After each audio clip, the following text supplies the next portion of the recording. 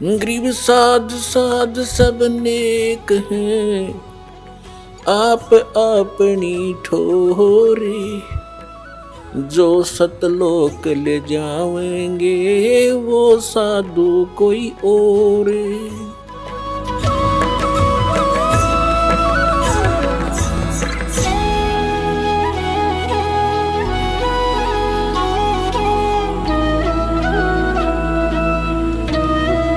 उस परमेश्वर ने हमें आकर के ज्ञान दिया है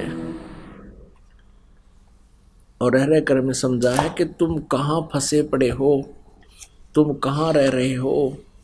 ये तुम्हारा स्थान नहीं है, ये तुम्हारा धाम नहीं है, तुम यहाँ गलत रह रहे हो।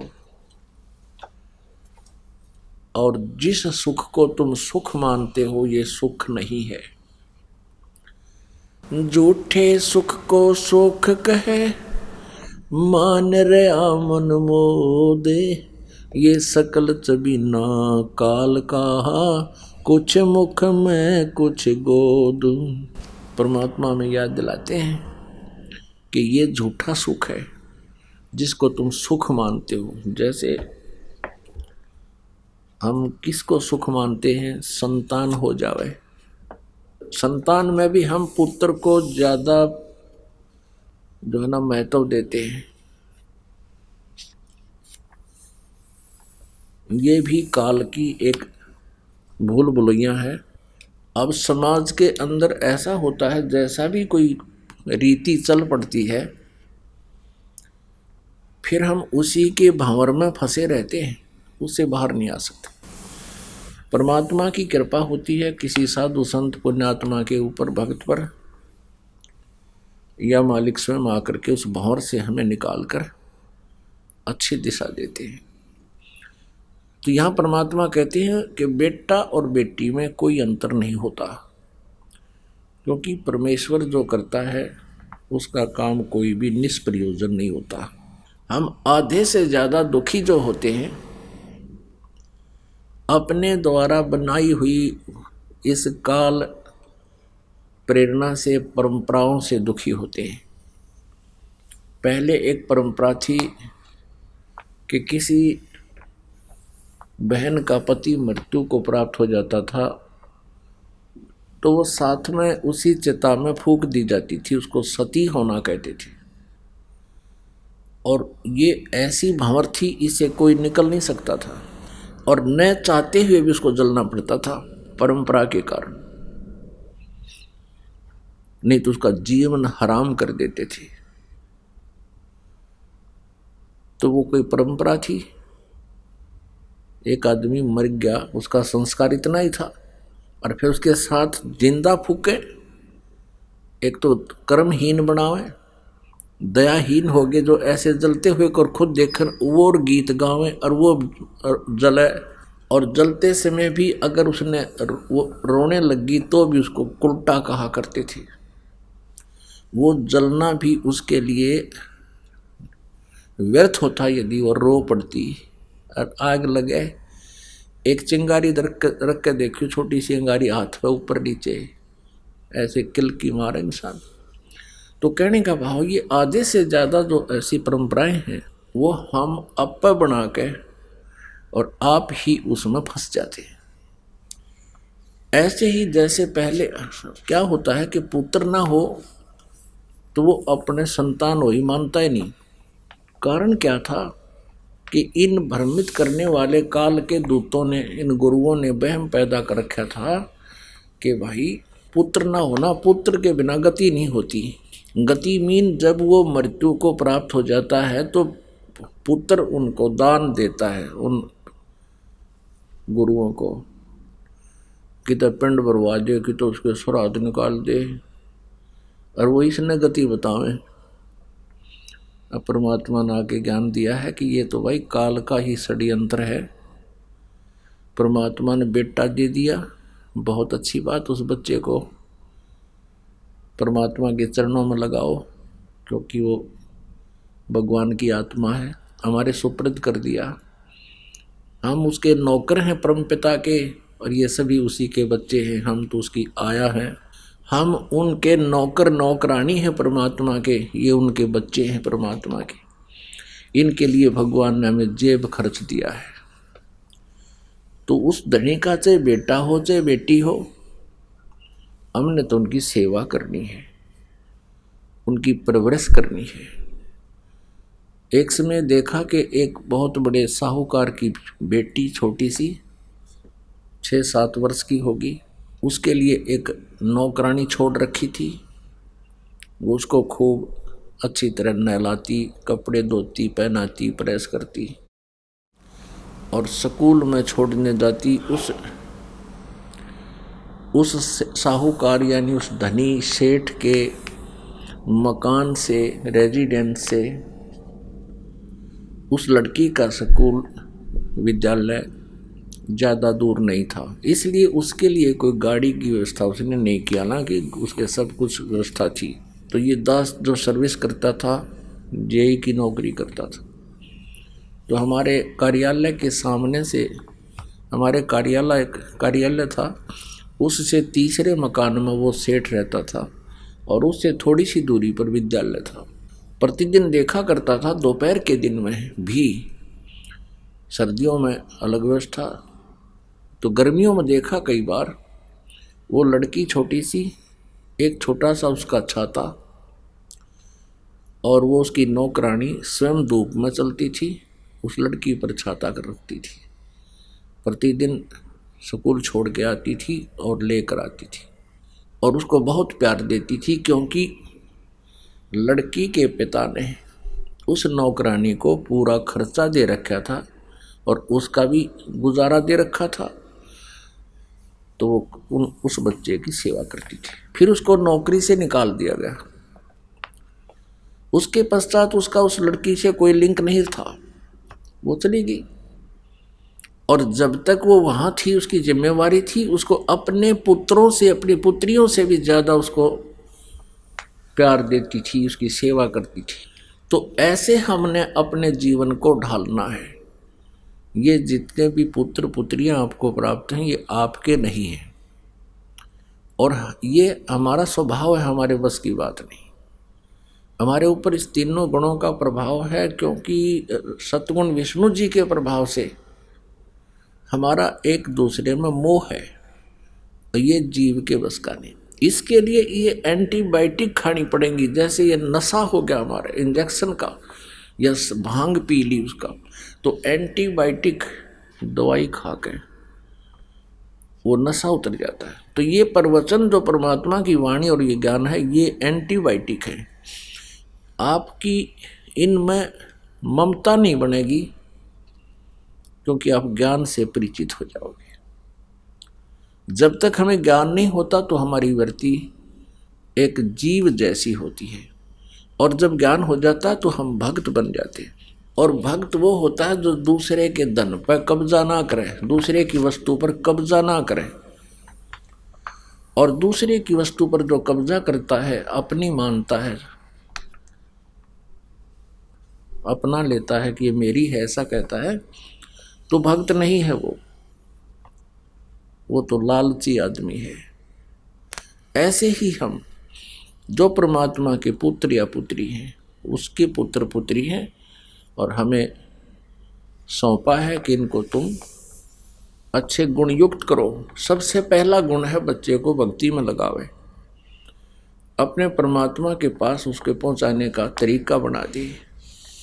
तो सबसे पहला काम ये है। अब जैसे किसी का पुत्र की मृत्यु होगी और सारा परिवार बहुत बुरा हाल हो जाता है, रोता है, हाय मेरा बेटा मर गया, मेरा बेटा मर गया। तो कर लिया ना हमने कब्जा, परमात्मा की वस्तु को हमने अपना कब्जा कर लिया, अपना मान लिया, वो मेरा है। मान लीजिए वो 20 वर्ष का होकर मृत्यु को प्राप्त होता है। 20 वर्ष पहले कहाँ था वो?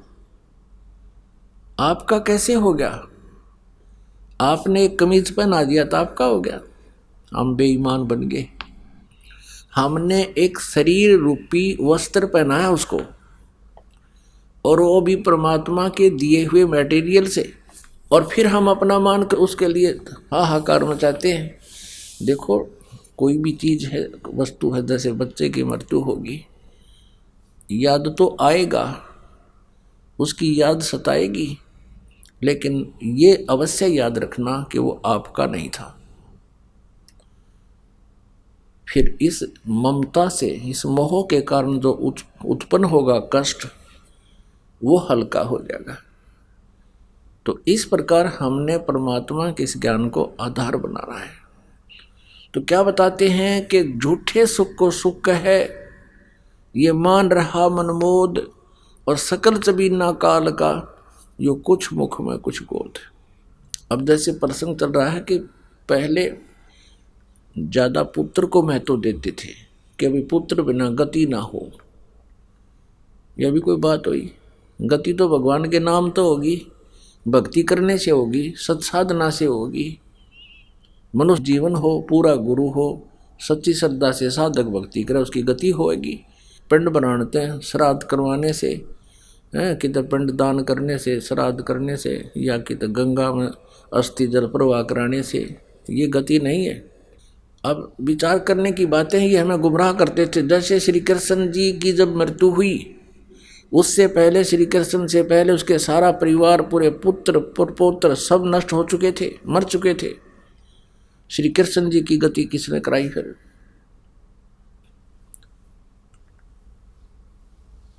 पुण्यात्माओं, राजा दशरथ श्री रामचंद्र जी के पिता थे। दशरथ जी की मृत्यु हुई तब रामचंद्र जी वनवास के लिए निकल चुके थे। और विशेष खासकर ये कहते हैं कि ज्येष्ठ पुत्र से ही गति हो।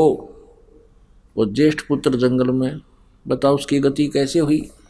फिर ये मूर्ख बनाते हैं कि रामचंद्र जी ने और सीता जी ने वहाँ श्राद्ध निकाले दशरथ जी के, और वहाँ पर कहते हैं उनके सभी पूर्वज खड़े दिखाई दिए, वहाँ श्राद्ध में खाना खाने के लिए आए। श्राद्ध में कौन दिखेंगे? भूत।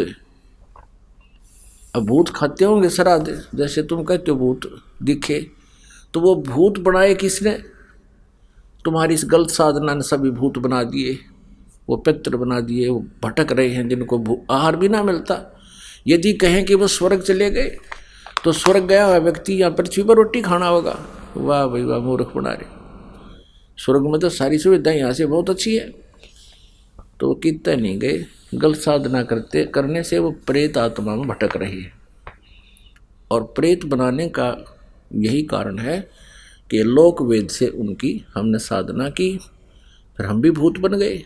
श्रीमद् भगवत गीता अध्याय नंबर 9 के श्लोक नंबर 25 में कहा है कि जो देवताओं की पूजा करते हैं देवताओं को प्राप्त होते हैं,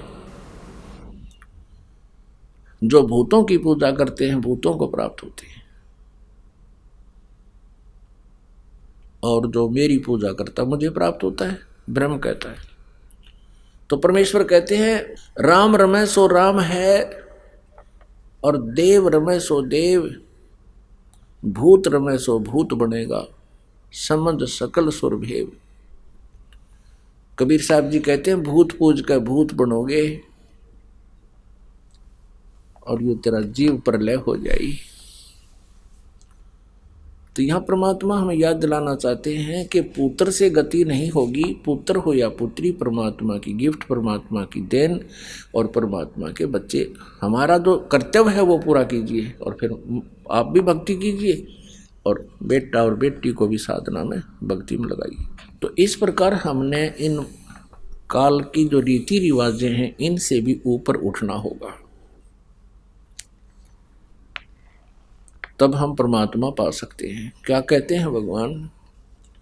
बेटा जाया खुशी हुई, बहुत बजाए थाल, ये तो आना जाना लगा हुआ है जो कीड़ी का नाल।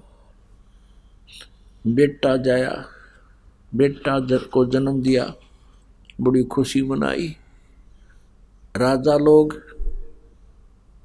पुत्र उत्पत्ति के अवसर पर बैंड बाजे बजाते हैं, बहुत गजब की शहनाई बजती हैं, पूरे शहर में बधाई बंटती है, मिठाई बंटती हैं।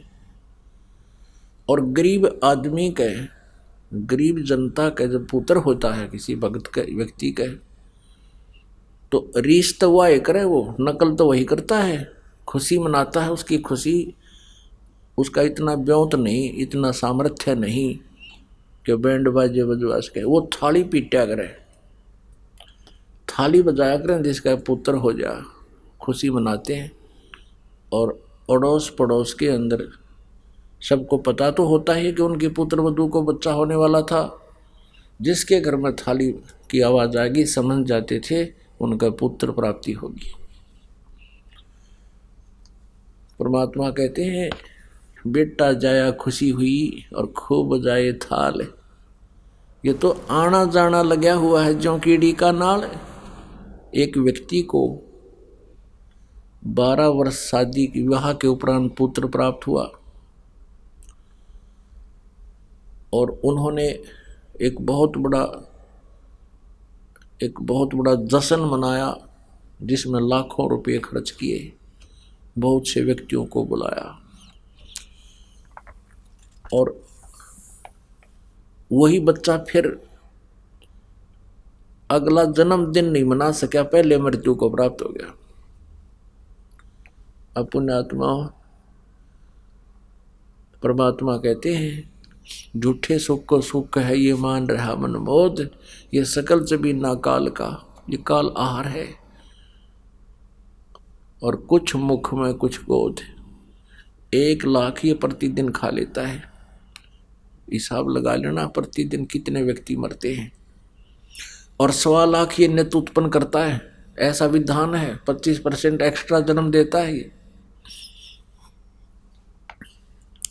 तो यहाँ परमात्मा कहते हैं बेटा जाया खुशी हुई खूब जाए थाल, आना जाना लगा हुआ है जो कीड़ी का नाड़ है। एक ही रास्ते से जा रहे हैं, एक ही रास्ते से आ रहे हैं। जन्म लेने वालों का नीचे को स्पीड है और मृत्यु के बाद ऊपर को जाने वालों की स्पीड है उसी रास्ते से। ऐसी स्थिति है इस जीव की जैसे कीड़ी का नाड़। आपने देखा होगा, कीड़ नाड़ बोलते हैं।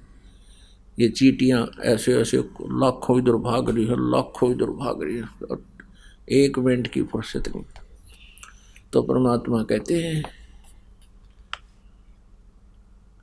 आना जाना लगा हुआ है जो कीड़ी का नाल है।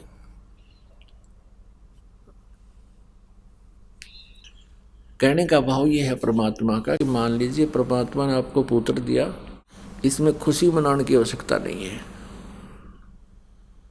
इतनी खुशी है कि भगवान ने एक आत्मा भेजी है और हम इसको प्रभु के चरणों में समर्पित करें और उसके सेवा करें, उस परमात्मा के बच्चे की, आत्मा की, लड़का हो या लड़की। अब परमात्मा कहते हैं कबीर साहब, राम रटत कन्या भली साकट भलो न पूत। जैसे बकरी के गल में गलथना जिसमें दूध ना मूत। बकरी के गल में एक थन जैसी एक एक्स्ट्रा खाल लटकती है, थन सतन जैसी। तो उदाहरण देते हैं परमेश्वर कबीर जी के राम रटत कन्या भली, बेटी भली तो भगवान की भक्ति करती है, और साकट भला ना पूत। साकट किसे कहते हैं? जो स्वयं भक्ति नहीं करे और जो भी उसके अधीन या उससे संबंधित है उनको भक्ति करने नहीं दे।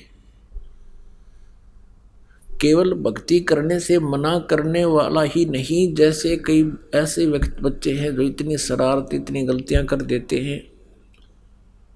कोई शराब पीता है, कोई चोरी करता है, कोई और बकवाद करता है, काम नहीं करता है, तो वो भी उसकी भक्ति में बाधक है।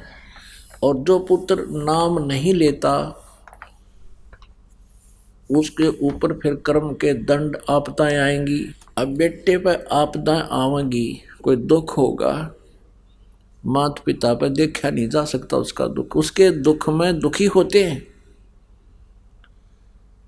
और परमात्मा कहते हैं राम रटत कन्या भली, वह बेटी अच्छी जो भगवान की भक्ति करती है, क्योंकि बेटी के ऊपर कोई कर्म का दंड आवेगा प्रारब्ध में कोई कष्ट होगा उसको परमात्मा की भक्ति निष्क्रिय कर देगी, उस बेटी पर आपत्ति नहीं आवेगी। और बेटी दुखी नहीं होगी तो माता पिता भी सुखी रहेंगे और भक्ति आराम से कर सकेंगे। और यदि बेटी भक्ति ना करती होती, उस पर रोज की कोई न कोई कंप्लेंट आती, पति शराब पीता है, बेटी को पीटता है, या कोई और आपत्ति आ गई, बेटा मर गया, बेटी मर गई और समस्या आ गई, तो माता पिता की भक्ति में वह बाधक होती बेटी भी।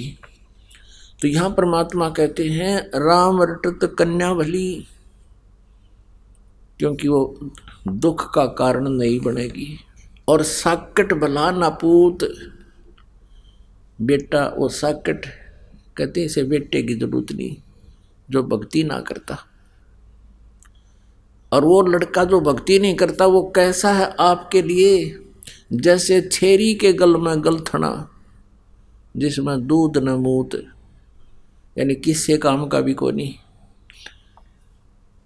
तो कहने का भाव ये है पुण्यात्माओं कि वो बकरी के गल में थन जय आकार का खाल लटकता है, वो उसके गल में व्यर्थ का वजन है, वो यूजलेस है और दुख है उसको, क्योंकि वो एक वजन ठाए फिर रही है। तो ऐसे वो पुत्र जो साधना नहीं करता, वो माता पिता के सिर पर ऐसे बोझ समझ लो जो भक्ति करते हैं। और पुत्र भक्ति नहीं करता, बेटी भक्ति करती है तो वो अच्छी है, वो हमारे लिए सुखदायी है, क्योंकि उसके आने वाले प्रारब्ध के कर्मों में परमात्मा इंटरफियर करेगा और उसको सुखी रखेगा। कबीर परमात्मा कहते हैं, एक उदाहरण देते हैं, पात जड़नता ये कहे सुन भई तरवर राय, अब के बिछुड़े नहीं मिले ना जाने कहाँ गिरेंगे जाए।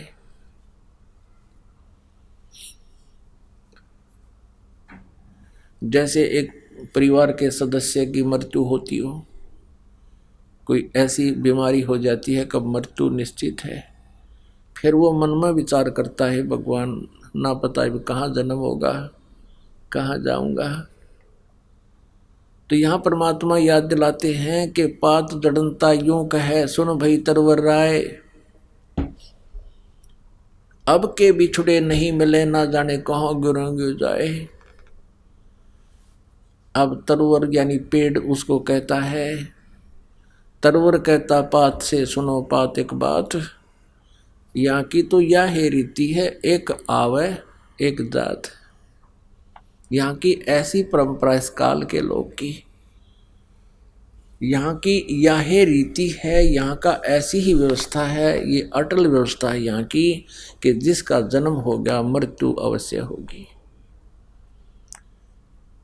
तो वो स्थान कहाँ है जहाँ ऐसी व्यवस्था नहीं है, क्योंकि हम कोई भी मृत्यु नहीं चाहता। पता मृत्यु भी कोई चीज़ है, और किस लिए, जब आज हम कितने अपना चाहे दुखी हैं चाहे सुखी हैं, परिवार है, संपत्ति है, छोटी मोटी जैसी भी है, अब हम देख कितने खुशी खुशी रह रहे हैं, अरे 1 मिनट में मृत्यु हो जाती है। तो ये क्या हमारे साथ एक बहुत बड़ा धोखा है, हमारे को कति मूर्ख बना रखा है चौड़े में। प्रतिदिन हम देखते हैं उसका पुत्र मर गया, उसकी पुत्री मर गई, उसका 2 परिवार के सदस्य एक एक्सीडेंट में मर गए, अपना डर गति नहीं, अपनी चिंता नहीं, हम फिर भी ऐसे मस्ती में रहते हैं। परमात्मा कहते हैं मौत बिसारी बावड़े तो अचरज कर दिया कौन, तन माटी में मिल जाएगा जो आटे में लौट। एक बार युधिष्ठिर जी से यक्ष ने प्रश्न किए थे कि इस विश्व में सबसे बड़ा आश्चर्य क्या है। युधिष्ठिर जी ने उत्तर दिया था कि सबसे बड़ा आश्चर्य ये है कि हम प्रतिदिन अन्य को मरते हुए देखते हैं, परंतु अपने मरने की चिंता कतई नहीं होती। तो यहाँ परमात्मा कबीर जी कहते हैं कि मौत भूल गया बावड़े, तने अचरज किया कौन, और तन माटी में मिल जाएगा जो आटे में लौट। अब मृत्यु वैसे तो सभी को पता है मृत्यु होगी, आपको भी पता है, लेकिन हम ये सोच करके अभी मृत्यु नहीं होगी क्योंकि अभी तो मैं 60 वर्ष का हूं, मनुष्य का जीवन 100 वर्ष तक बताते हैं, तो हमने अटकल ला रखी है कि 40 वर्ष तो और जीवन रहेगा ही रहेगा। अब कोई 20 वर्ष का है, उसकी तो कहना है क्या बहुत लंबी उम्र अभी तो, अब खाक लंबी है, 1 मिनट में मृत्यु हो जाती है, क्या लंबी है ये। न जाने काल की कर डारे, किस विध ढल जा पासा वे, और जिनाते सरते मौत खुड़क दी, उन्हानू केड़ा हासावे। एक समय आदरणीय नानक साहिब जी के पास जैसे भगतजन जाते हैं संतों के दर्शनार्थ, कुछ तो अनुयायी होते हैं, कुछ अन्य आ जाते हैं श्रद्धालु। वो पूछते हैं कि हे प्रभु, आप कभी हमने यानी खुशी दिखाई नहीं दिए, कोई विशेष आपके चेहरे पर विशेष खुशी के चिन्ह नहीं, आप मायूस से रहते हो, क्या कारण है। तब उन्होंने कहा, नानक साहिब जी ने कहा कि ना जाने काल के कर डारे, और किस विध ढल जा पासावे, जिनाते सरते मौत खुड़क दी, उन्हानू केड़ा हसावे। अपने आत्मा के संतों को पता हो जाता है कि यहाँ किस चीज पर खुशी मना रहे हैं, क्या पर बैंड बाजे बाजे शायद विवाह होता है, जब धरती आकाश एक कर दे हैं मूर्खता के कारण ये प्राणी। और आजकल तो एक बीमारी और नई लागी डीजे बजाने की,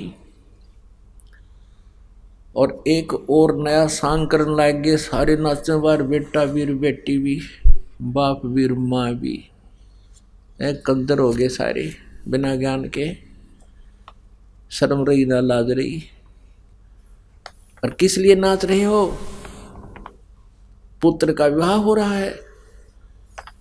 एक समय ऐसे तो बहुत घटना घटती है, पर एक आधी तो हर दिन छू जाती है। एक समाचार पत्र में लिखा था कि रोहतक का एक लड़के का विवाह था, पहले दिन के चित्र ले रखे थे, डीजे बना के बचा ला कर नाच रही थी, डांस कर रहे थे, मस्ती कर रहे थे। अगले दिन बारात जानी थी सवेरे। कलानौर के पास रोहतक से 20 किलोमीटर दूरी पर, 15-20 किलोमीटर की दूरी पर एक कस्बा है कलानौर, उसके पास एक्सीडेंट हो गया, दूल्हा भी मर गया, 4-5 और मर गए। एक ही घर के 3 सदस्य, 2-3 सदस्य मर गए। अब पहले दिन तो वो डांस हो रहा था और फिर वो टक्कर मार रहे हैं, अब कर लो डांस। तो संतों की बातों पर विचार करना चाहिए जब भक्ति करना चाहते हो। परमात्मा का आदेश है, और महापुरुषों ने भी यही ज्ञान दिया है कि यहाँ कोई भी चीज ऐसी नहीं है जिसके ऊपर आप खुशी मना सकते हो। परमात्मा कहते तुम तो एक पुत्र और उसके ब्याह में फूले नहीं समाते, 1 लाख पूत 1.25 लाख नाती, उस रावण के आज दीवान बाती। कैसा काल की करड़ाई आई, 1 लाख पुत्र थे, 1.25 लाख एक से एक शक्तिशाली और समृद्ध रिश्तेदार थे। आप जी का हमारा तो एक कोई रिलेटिव अच्छा कोई MP MLA हो जाए, हम तो फूले नहीं समावा, और धरती तो उल्टा ना जाने के गलतियां कर दें। तो परमात्मा याद दिलाते हैं 1 लाख पूत 1.25 लाख नाती, उस रावण के आज दीवान बाती। क्या कहते हैं, आवत संग ना कोई जात संगाती। रावण के 1 लाख पुत्र थे और सारे मृत्यु को प्राप्त हुए राम रावण युद्ध में, और उसका कोई दीपक जलाने वाला शेष नहीं रहा, और फुल्ला नहीं समावा था। मेरे 1 लाख बेटे, किसी का एक पुत्र हो जाता है तो वो एक बड़ा खुशी हो जाता था। और अभी 20-30 वर्ष पहले, 40 वर्ष पहले तो जितने पुत्र हो जाए उतने थोड़े, और जितने ज़्यादा पुत्र हों उतना गुणा खुश, फूला नहीं समावा मानस। व्यक्ति की ऐसी स्थिति थी।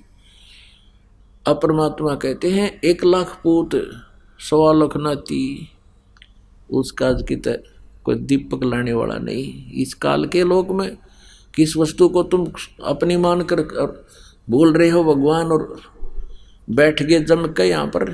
ये स्थान तुम्हारा नहीं है, ये ठिकाना तुम्हारा नहीं है।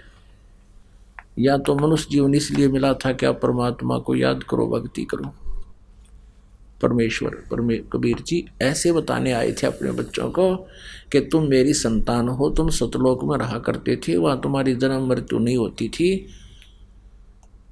और वहाँ कोई कष्ट नहीं था, किसी चीज़ का अभाव नहीं था, अकाल नहीं गिरते थे, फ्लड नहीं आते थे, भूकंप नहीं आते वहाँ पर, सदाबहार पेड़ वृक्ष, सदाबहार हर वस्तु। तुम उसको छोड़कर वो सुख यहाँ तलाश कर रहे हो, यह तलाश, ये सुख नहीं है। वहाँ सबका अमर शरीर है, आपका परिवार है, आपके वहाँ पूरे महल के महल खाली पड़े हैं, बहुत सुंदर महल हैं वो, जहाँ से आप अपनी गलती से छोड़ कर आ गए। इस काल ने आपको बहका लिया, बड़े सुंदर बाग बनाऊंगा, बगीचे बनाऊंगा, ये करूंगा। हम जो वहाँ से पुण्य लाए थे वो भी खर्च करवा दिए इसने, यहाँ पर लूट लिया अपने को। अब आपको भक्ति करा के उतना ही धनी बनाकर, जितने आप वहाँ से धन लेकर आए थे उतना ही धनी बना करके और इसका भी कर्जा उतार के तब सतलोक ले जाया जाएगा। परमात्मा कहते हैं, कहे कबीर अंत की बारी, लास्ट समय में, अंत समय में मृत्यु की होगी तब, हाथ झाड़ जैसे चला जुआरी। जैसे कोई जुए में हार जाता है लाखों रुपए और फिर हाथ मसलता जाता है, नाश हो गया, अरे नाश हो गया, सब कुछ लुट गया। कहते हैं जो भक्ति सत नहीं करते, सत साधना नहीं करते, कहे कबीर अंत की बारी, हाथ झाड़ जैसे चला जुआरी, ऐसी दशा होगी। तो यहाँ हम खुशी जो मनाते हैं, हम किसी वस्तु के ऊपर एक विशेष प्रक्रिया करते हैं, जन्मदिन मनाते हैं, उसमें भी पता नहीं के सांग करते, बेमतलब की बकवादे हैं। भगवान ने पुत्र दे दिया, पुत्री दे दी, उनका पालन पोषण करो, उनका पढ़ाओ लिखाओ और फिर उनको भक्ति कराओ, साथ ही साथ उनके अच्छे संस्कार बनाओ उन बच्चों में, इतना सा काम है। फिर उनका विवाह कर दो और अपना भक्ति करते रहो, वो भी भक्ति करें, आप भी करो, आप भी पीछा छुटाओ, उन बच्चों को भी उसी दिशा में रखो, उनका भी कल्याण हो। तो आप माता पिता हैं सच्चे। परमात्मा कहते हैं, माता सोए सराहिए जो पुत्र दे उपदेश।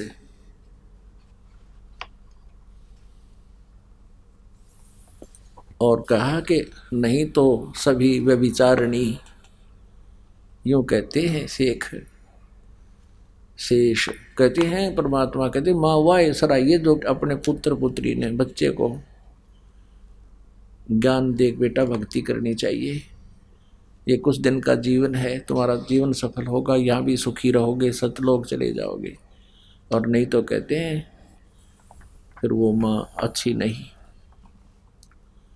ऐसे ही पिता के बारे में कहा है कि बच्चे को, अपने को, संतान को, बेटा बेटी को भक्ति पर अवश्य लगाए, ताकि उससे क्या होगा कि आपका 90% भार कम हो जाएगा, जो टेंशन आपको बढ़नी थी। बच्चे भक्ति करेंगे, परमात्मा उनका साथ देगा, नियम में रहेंगे। तो देखो, जब तक हम मर्यादा में रहेंगे परमात्मा आंच नहीं आने देगा। और हम नियम भंग कर देते हैं क्योंकि हम ऐसे समाज में रह रहे होते हैं कि वो समाज उस संसारिक क्रियाओं को ही उत्तम मानता है। उनसे हटकर कोई क्रिया करता है तो उनको अच्छा नहीं लगता और वो आपको भी अपने ही बहाव में बहा लेते हैं। ऐसा नहीं होना चाहिए, दृढ़ होना पड़ेगा, परमात्मा के वचन पर रुकना, आपने उस पर स्टैंड करना पड़ेगा। जो गुरु वचन पर डट के कट के फंद 84 के ऐसे। तो नानक साहब जी कह रहे थे कि ना जाने काल की कर डारे, किस विच ढल जा पासा वे, और जिनाते सरते मौत खुड़क दीवानों के डा हासा वे। फिर नानक जी से पूछा कि हे प्रभु, क्या आप सदा ऐसे ही रहते हो? नानक जी ने कहा, भी ना जाने यहाँ के बिजली गिर जा, किस चीज़ पर खुशी मनाऊं? तो फिर पूछा कि क्या है महात्मा जी, आप कभी खुश नहीं होते? तो उन्होंने कहा, भी खुशी होता हूँ। कब होता हूँ खुश? साध मिले साड़ी शादी होंदी, बिछड़ जा दिलगिरी वे। अख दे नानक सुनो जहाना मुश्किल हाल फकीरी वे। साध मिले साड़ी शादी होंदी। नानक जी कहते हैं कि जब मेरे बच्चे साध माने भक्त साधक, साध सोए जो सीधा चाले, बुराइयां त्याग दे, बकवाद नहीं करता, वो साधु होता है, संत होता है, भक्त होता है। साध मिले साड़ी शादी होंदी कि जब ये बच्चे मेरे अनुयायी मेरे पास आते हैं सत्संग सुनने के लिए, तो मुझे खुशी का ठिकाना नहीं रहता मेरी का। क्यों? क्योंकि मुझे एहसास होता है कि ये बच्चे मेरे अनुयायी, मेरे शिष्य, ये काल के जाल में फंसे नहीं, इनको कोई गुमराह नहीं कर सका। साध मिले साड़ी शादी होंदी और विछड़ जा दिलगिरी वे। जब ये जाते हैं यहाँ से समाज में, संसार में, तो मुझे दुख होता है, मायूसी छा जाती है कि कहीं इन बच्चों को कोई दीमक ना लग जाए, कोई कीड़ा ना लग जाए मेरी फसल को, कोई काल का दूत इनको भ्रमित ना कर दे। और जब ये वापस आ जाते हैं एज इट इज अगले सत्संग में, तो फिर मेरी खुशी का ठिकाना नहीं रहता कि इन बच्चों को काल के दूत खराब नहीं कर सके। पुण्यात्मा, यही दशा होती है एक संत की। आप जी जो है परमात्मा के पौधे हो, ये परमात्मा का बाग है, वो इस चमन का माली है, और ये दास संत जो होता है उसका नौकर होता है, उस माली का। और उस नौकर की नौकरी बरकरार तभी रहती है जब वो उन पौधों को हरा भरा रखता है, उनकी मजदूरी मेहनत करके उनसे घास फूस काटता रहता है, उनकी बाड़ बना कर रखता है, सिंचाई करता रहता है, और वो बाग हरा भरा है तो माली खुश होता है कि नौकर ठीक है। तो आप उस परमात्मा के चमन के पौधे हो, बूटे हो, पेड़ हो, और दास संत जो होता है उसका नौकर होता है। तो नानक साहब जी कहते हैं साध मिले साड़ी शादी होंदी, विछड़ जा दिलगिरी वे। अख दे नानक सुनो जहाना मुश्किल हाल फकीरी वे। कि तुम वापस आ जाते हो तो मुझे खुशी का ठिकाना नहीं जब तुम जाते हो इस संसार के अंदर, क्योंकि वहाँ किसी को भक्ति का ज्ञान नहीं, और कहीं आपको कोई भ्रमित ना कर दे, इसलिए मुझे फिर मायूसी छा जाती है। क्योंकि पुण्यात्माओं, डॉक्टर को पता होता है कि इसको कितना भयंकर रोग है, और उस मरीज को कहा जाता है 10 दिन की टेबलेट दे दी है, इनको फिर चेकअप कराने आना इनको खा के। अब वो नहीं आता है तो उस डॉक्टर को पता होता है कि या तो उसने कोई नीम हकीम टकरा गया जिससे वो यहाँ नहीं आया और अब वो मरेगा, और या उसने टेबलेट नहीं खाई, औषधि पूरी खाई नहीं, आया नहीं, उसकी मृत्यु होगी।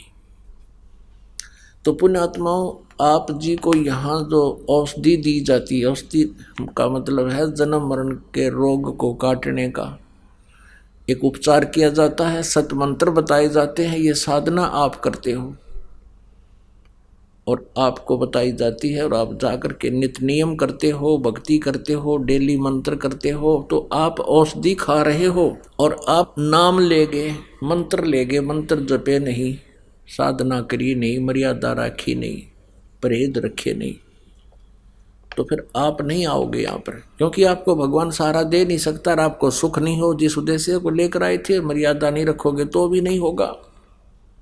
तो आप यहाँ नहीं आता जो प्राणी, इस दास को पता है कि वो काल के हत्थे चढ़ गया, या तो किसी ने मिसगाइड कर दिया है, या उसने टेबलेट खाई नहीं, यानी भक्ति नहीं की, जिस कारण से वो जिस वांछित वस्तु को चाह रहा था वो मालिक ने मौज बख्शी नहीं। परमात्मा कहते हैं अपनी महिमा आप बताते हैं कि सतगुरु के दरबार में कमी काहे की ना, अंसा मौज नहीं पावता तेरी चूक चाकरी में। इस कबीर परमेश्वर के विधान में, कबीर परमेश्वर की डिक्शनरी में इम्पॉसिबल वर्ड नहीं है। ये वो समर्थ परमात्मा है, ये वो समर्थ परमात्मा है जिसके शब्द कोश में असंभव शब्द नहीं है। लेकिन हमें उसका लाभ नहीं प्राप्त हो पा रहा है समर्थ के दरबार में, तो हमारी कोई चूक चाकरी में, हमारी कोई पूजा सेवा श्रद्धा में कमी रहेगी। नहीं तो सतगुरु जो चावे सो कर ही, 14 कोट दूत जम डर ही, ऊत भूत जम त्रास निवारे और चित्रगुप्त के कागज फाड़े। चित्रगुप्त के कागज फाड़ना मीन आपके प्रारब्ध के पापों को नाश कर देगा। आपके संस्कारों में किसी कारण से कोई भयंकर कष्ट हो, उसको खत्म कर देगा परमात्मा, वो कष्ट नहीं आने देगा। आपकी मृत्यु होनी हो 10, 20, 50 वर्ष की उम्र में और आप सत भक्ति कर रहे हो तो आपकी उम्र बढ़ा देगा ये वो परमात्मा है।